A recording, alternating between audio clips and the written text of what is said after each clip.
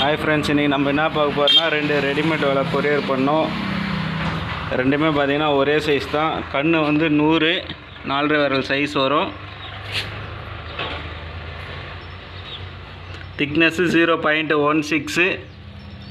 Height வந்து அப்படியே 50 கண் இருக்கும், ஃபுல்லாக இருக்கும். ஒரு 15 அடி ஹைட்டு வரும். இந்த வலையும் பார்த்திங்கன்னா கண்ணோட சைஸ் வந்து 100 தான். இதுவும் 1.6 தான். ஹைட் அப்படியே 50 கண் இருக்கும், 15 அடி ஹைட்டு.